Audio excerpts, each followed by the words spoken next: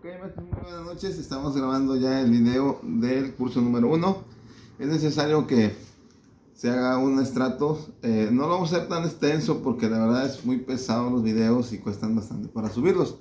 Pero sí, ya en los cursos presenciales pues vamos a estar haciendo las teorías y las prácticas para así poder desarrollar. Les comentaba que ya vamos en el curso número 8, o esta vez vamos a estar en el curso número 9. Y va a ser necesario que pues igual asistan para llegar al número 10, ya que en el número 10 vamos a pararnos un poco para hacer las prácticas en su totalidad. Estamos viendo la forma para que tengan, en este caso, las prácticas de cada curso. Yo los voy a apoyar con los estratos de cada tema. En este caso es el número 1. Vamos a ver, el primer curso que vimos fue el diagnóstico, ¿verdad? Que consta, o les comenté que consta de 3 puntos. ¿Cuáles son los 3 puntos, muchachos? Bueno, miren, tenemos con ayuda del escáner que nos va a ayudar a hacer un diagnóstico al 50%, ¿verdad? En realidad no es un diagnóstico, es parte del diagnóstico del escáner, y eso nos va a ayudar a hacer mejor el diagnóstico, ya que el diagnóstico es un conjunto de reglas que normalmente se tiene que llevar como protocolo para realizar mediciones y comparaciones con valores determinados o referenciales, ¿ok? Entonces, el escáner sería parte del diagnóstico. Entonces, vamos a trabajar con ello con el 50%. ¿Cómo?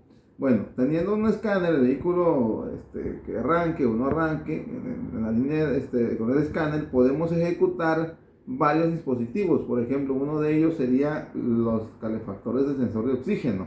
Eso nos va a ayudar a saber si en verdad hay problemas con el sensor de oxígeno en el calefactor, ya sea en el cableado o en la misma computadora, ¿ok?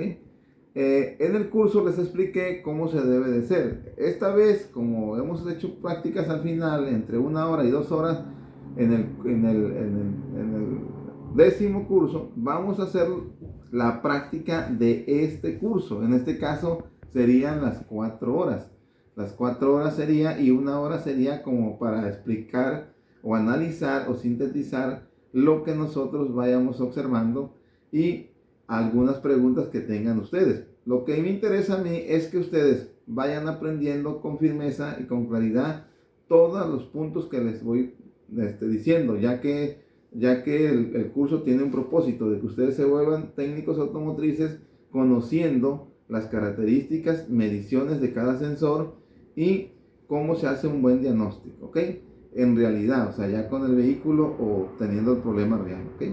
Esa es una forma con el escáner que le vamos a llamar al 50% o a la mitad, que nos ayuda a actuar a los actuadores, como son válvulas, lo que son válvulas solenoides, cualquier dispositivo o mismas bobinas o bombas de gasolina, ¿ok?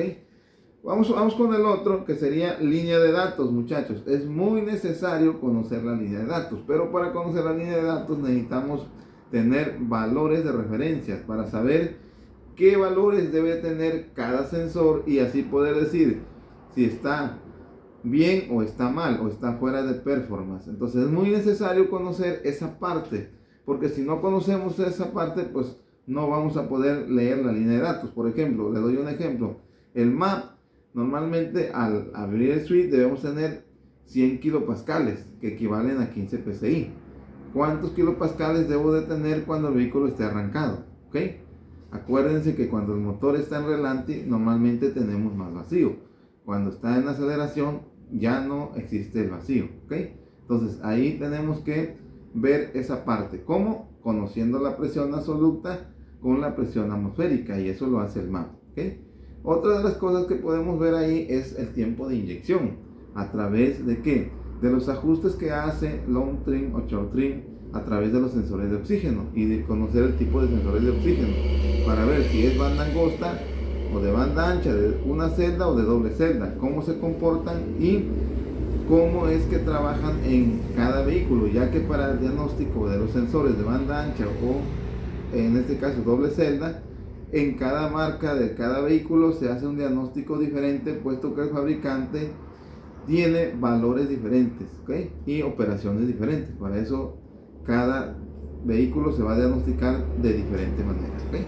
Entonces esos valores necesitamos conocerlos. Otros valores que debemos de conocer también es la del el MAF, de acuerdo a la cilindrada del motor, para saber si está bien o está mal.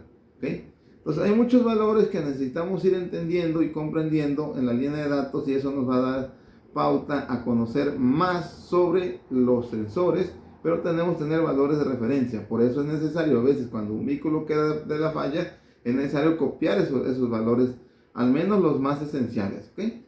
Entonces, ese es otro, sería línea de datos. La primera fue el diagnóstico al 50% con ayuda del escáner, en actuando a los actuadores y haciendo pruebas. La línea de datos, conociendo los valores referenciales de uno o cualquier vehículo. Y en la otra va a ser medición de componentes. ¿Cómo vamos a medir componentes electrónicos si no somos electrónicos? Bueno, en este caso no necesitaremos ser tanto electrónicos. Lo que necesitamos conocer es lo básico de la electrónica. Sabemos que, por ejemplo, si tenemos un sensor de temperatura de dos cables, obviamente, en este caso de las características de coeficiente negativo, si desconectamos el sensor y obviamente vamos a medir en esos dos extremos, con el multímetro en ohmios, con la batería desconectada, nosotros tenemos que encontrar en ese conector una resistencia. Esa resistencia está dentro de la computadora, ya que el sensor es analógico y es un divisor de tensión. Cuando existe un divisor de tensión, en todos los sensores analógicos son divisores de tensión. Por lo tanto, debemos de tener resistencias dentro de la computadora. ¿De qué valor? Bueno, eso se va a reconocer dentro de la práctica midiendo el valor de la resistencia. Normalmente, si sabemos el valor de la resistencia que está dentro de la computadora más el valor de la resistencia que está fuera, que es la temperatura, podemos hacer una expresión matemática y saber la caída de voltaje en el sensor al momento de conectarlo. ¿Okay? Ese es un ejemplo. El otro ejemplo es, por ejemplo, si tenemos bobinas COP. Si tenemos bobinas COP de dos cables normalmente, entonces tenemos un positivo y tenemos una señal de salida de la computadora, que normalmente es una señal negativa. Si nosotros conectamos esta bobina, y si es un transistor de la clase MOSFET, FET, que normalmente son transistores que se pueden medir y que pueden existir como de la especie NPN, podemos medir el diodo de ese mismo transistor desde el conector de la bobina, y de esa manera podemos deducir si se encuentra en buen estado el transistor o no se encuentra en buen estado. Eso sería parte del diagnóstico y sería parte de la medición. ¿Okay? Ese es otro de los ejemplos. En la bomba igual. ¿Okay? Bueno, me despido de ustedes, ya que el video va a ser un poco corto, pero estamos presentes en el próximo video diciéndole qué es lo que hay que hacer en estas tres etapas. Vale, saludos a todos ustedes y nos vemos.